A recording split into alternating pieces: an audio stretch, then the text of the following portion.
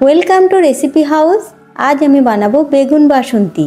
বেগুন বাসন্তী বানাবার জন্য প্রথমে একটি বড় সাইজ বেগুনকে লম্বা 6 টুকরো করে কেটে ধুয়ে নিয়েছি। এবার এতে দিয়ে দেবো সামান্য হলুদ গুঁড়ো আর নুন। নুন আর হলুদটিকে বেগুনের গায়ে ভালো করে মাখিয়ে নিতে হবে। নুন হলুদটি বেগুনের গায়ে মাখানো হয়ে গিয়েছে। এইভাবে এগুলিকে 5 থেকে 10 মিনিট রেখে দেব। এরপর বেগুনগুলিকে ভাজার জন্য একটি কড়ায় 30 থেকে 40 ml মতো তেল গরম করে নিয়ে তাতে একে একে বেগুনগুলিকে দিয়ে দেব। মিডিয়াম ফ্লেমে বেগুনগুলিকে ভাজতে থাকবো যতক্ষণ না বেগুনগুলির গায়ে হালকা দাগ ধরে লাল হয়ে ভাজা হয়ে আসছে। বেগুনগুলির এক পিঠ ভাজা হলে উল্টে অপর পিঠটিকেও ভেজে নিতে হবে। এইভাবে বেগুনগুলির দু পিঠই লাল হয়ে ভাজা হয়ে এলে এগুলিকে তুলে নেব। এরপর গ্যাসের ফ্লেম লো করে বেগুন ভাজার গরম তেলে দিয়ে দেব সামান্য কালো জিরে। জিরেটিকে হালকা নেড়ে ভেজে নিয়ে দিয়ে দেবো 3টে চিড়ে রাখা কাঁচা লঙ্কা। লঙ্কাগুলিকেও হালকা ভেজে নেব।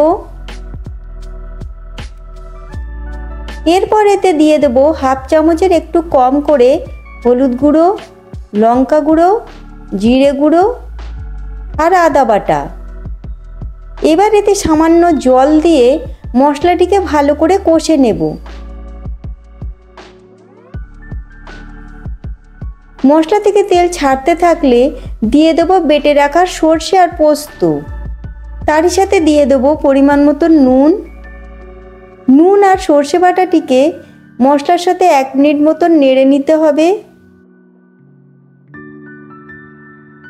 এরপর এতে দিয়ে দেবো 2 চামচ ফেটিয়ে রাখা টক দই। তারই সাথে দিয়ে দেবো হাফ চামচ চিনি।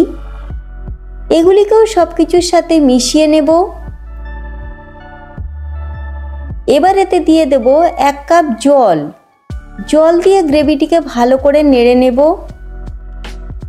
গ্রেভিটি ভালোভাবে ফুটতে থাকলে ভেজে রাখা বেগুনগুলিকে একে একে দিয়ে দেব।